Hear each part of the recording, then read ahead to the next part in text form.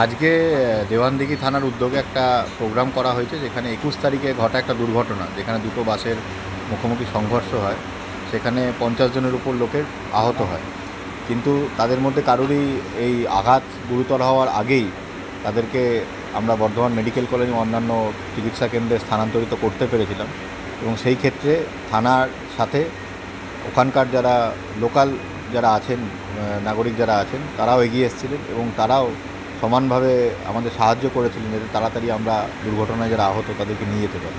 তো তাদের সেই উদ্যোগ, তাদের সেই তৎপরতাকে আজকে আমরা একটা সম্মান জানাতেই আজকে দেওয়ানদিঘি থানার উদ্যোগে প্রোগ্রাম। তো সেই প্রোগ্রামে আমরা তাদেরকে পুরস্কৃত করলাম এবং আশা করব তাদের এই উদ্যোগ দেখে অন্যান্য থানাতেও বর্ধমান জেলায় বাকি যারা অধিবাসীরা রয়েছেন, এরকম কোনো ঘটনা ঘটলে তারাও কিন্তু পুলিশ প্রশাসনের পাশে তৎপরতার সাথে এসে দাঁড়াবেন এবং সাহায্য করবেন, এটাই আমার আশা।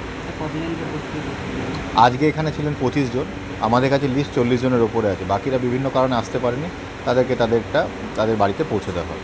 সাধারণ মানুষকে কীভাবে পথ চলার মানুষের গাড়ি নিয়ে যেভাবে যাচ্ছে বা অ্যাক্সিডেন্ট লেগে আছে, কীভাবে চলাফেরার জন্য পরামর্শ দেবেন? তার জন্য আমাদের প্রতি জায়গাতেই আমাদের ট্রাফিক যে অ্যাওয়ারনেস ড্রাইভগুলো হয়, ঠিক আছে, বিভিন্ন ট্রাফিক গার্ড এবং থানা একসাথে বিভিন্ন অ্যাওয়ারনেস প্রোগ্রাম করে থাকে।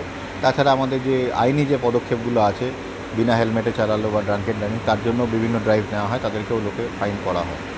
মানুষকে চলাফেরার জন্য কীভাবে সতর্কতা জানিয়ে এই ড্রাইভের মধ্যে দিয়ে বিভিন্ন রকম মেসেজ দেওয়া হয়। ঠিক আছে, ধন্যবাদ।